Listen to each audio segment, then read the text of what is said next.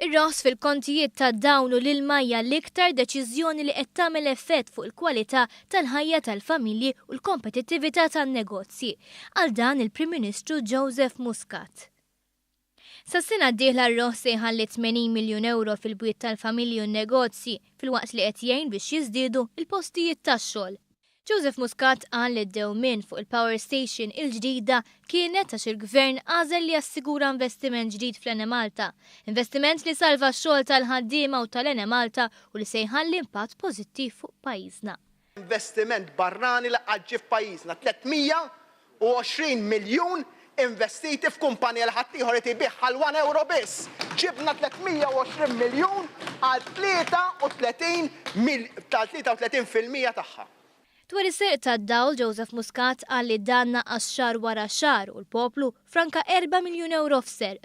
Joseph Muscat qal li fil-waqt li ħaddieħor kien qal il-kontijiet għoljin iridu jindraw illum il-ġurnata mhux talli qed inħallsu kontijiet orħos iżda anke il-prezz tal-fjuwil qed jorħos ukoll. Kemm ilna fil-Gvern aħna, il-prezz tal-petrol tad-diesel raħas għal darbtejn.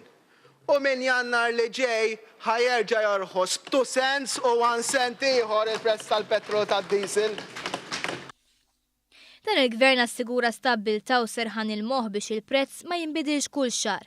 Dan fil-waqt li l-prezz medju tal-fjuwil f'Malta kien inqas minn dak tal-medja Ewropea. Il-fatti. Bejn Jannar u Novembru, il-prezz tal-petrol f'Malta kien 10 cents inqas mill-medja Ewropea.